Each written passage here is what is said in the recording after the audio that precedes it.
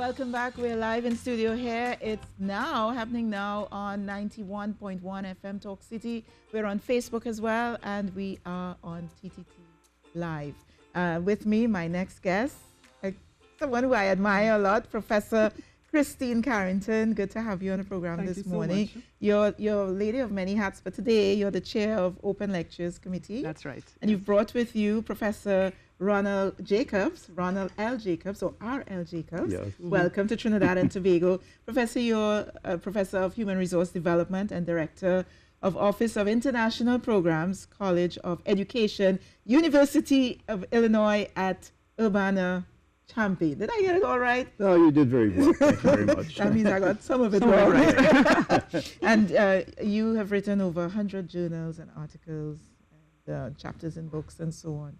Welcome, welcome, welcome. Thank you very much. Before we dive in, is this your first time to Trinidad and Tobago? This is my very first time, and I'm excited to be here. Lovely. So this is a great opportunity. And did this lady give you some of our food? We're very proud of our food, our cuisine. Well, we are having lunch today, so I'm looking forward He's to getting it. some roti today. Definitely. Now that sounds like a plan. We're talking about a conference that you're having this afternoon at the university. Tell us more about it. So it's a lecture, an open lecture that we're having this evening. As you said, I'm the chair of the Open Lectures Committee at the UWI St. Augustine campus. And one of our roles is to reach out to the national community and to have high-level lectures by distinguished speakers from Trinidad, from the rest of the region, from international speakers on topics that are relevant to our development. Yes. We want to encourage excellence and to engage in a debate with the general public. And so we have two platforms for that. We have a distinguished open lecture series, and we have our professorial inaugural lectures. So this evening we have a distinguished open lecture, and this is our distinguished speaker right here. I am so fortunate to have you in our distinguished studio. Yeah, it's at 6 p.m. at Daga Auditorium. Yes. And you can get more information on our Facebook page, and we would very much like if people who want to come would let us know that they'd like to come, so you can RSVP, and I can give you the numbers on the Facebook page. So it's 662-2002, extension 83635, or you can email us at uwistaevents@uwi.sta.edu.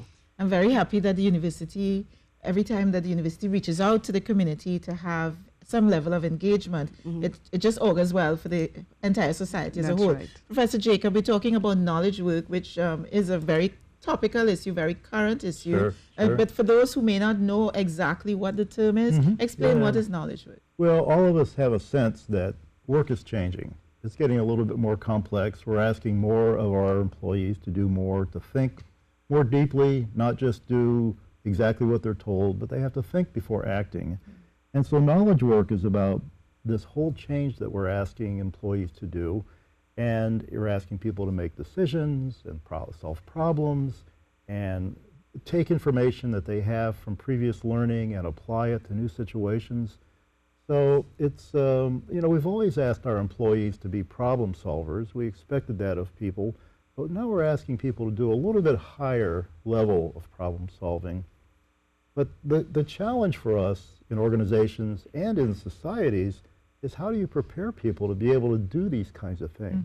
You know, you just don't tell somebody, go solve a problem, without preparing them to be able to do this. Yeah.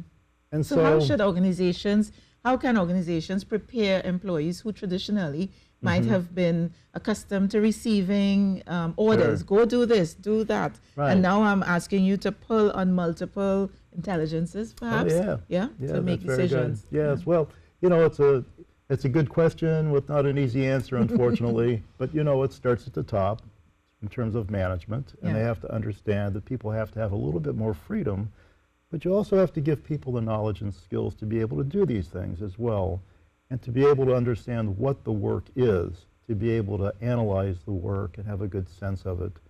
And so there's responsibilities that go from the top of the organization to HR. In my field of human resource development, we're involved in organizational change and employee development and things like that. So you know, I'm not trying to dodge your question, but Yeah. I'm just saying that It's a complex. it's a very complex question. It's a and- complex issue and a complex. And it's a answer, global yeah. issue Yeah. because it's not just, it's wonderful to be here in Trinidad and hear the story here of what's happening, but it's the same story that's happening, repeated many, many other emerging economies and also developed nations as well. So in that respect, it's really exciting. Yeah, and we're talking about knowledge work, but knowledge work, when you superimpose that now on the whole digital landscape and the Yes. changing way we work. For example, people no longer work 8 to 4 in an office. I, for example, sometimes I might be in traffic. My assistant was telling me, you know, I noticed you in traffic, you working, you're on your computer, you work anywhere. We work on a beach, you know, the whole Sure. way that you communicate, even Zoom meetings, Yes. Skype meetings. Yes, The yes, whole yes. way we work has been transformed. Yeah. So, And, you know, we know everything's changed. The tools of our work has changed. But it's not only the tools of our work, the resources that we use, but it's also what we do with that. And if we use it to gather information, to analyze that information and make sense of it in some way, then we reach another level. And then now with all these smart appliances Devices, yes. and cars and things like that, and when a device becomes a partner to a person in the workplace, then you know that we've really reached some other level. And some people are saying that we've gone from the knowledge age, which we sort of have evolved into, and now moving into the digital age. Right. And so it's whether Fourth people like it industrial or not. revolution, they say. Oh, goodness, yes, it's very scary. Yeah. You know, it's because, you know, people have to retool, and it's a lot of people, and there's a lot of difficulties for people to do And that. you're going to be speaking about this and so much more this evening, Christine? Yes, of course. It's going to be a very interesting Yeah. lecture. The best part of the presentation today will be the Q&A. Yes. Yes. So it's- Yes. you're going to be able to open it up for questions. Absolutely. Yes. I want to hear what people have to say and see if there's a dialogue. Wonderful. And what time? It's at 6 p.m. this 6 evening at p.m. Daga Auditorium on the UE campus. Wonderful. And of Fantastic. course, you can check the Facebook to get more information, and you can go online and find out more. But you can also go on up to Daga Hall, 6 o'clock this afternoon, for more information and dialogue and engagement with Professor Ronald Jacobs. Thank you very much for coming on the program. Thank you so much So for having wonderful Thank you very having you much. here. Yes. And welcome My to pleasure. Trinidad and Tobago. That's a happy Yeah. place. Go yes. get some roti now. Yeah, you're going to get some roti now. But right now, we're going to go across to Richie.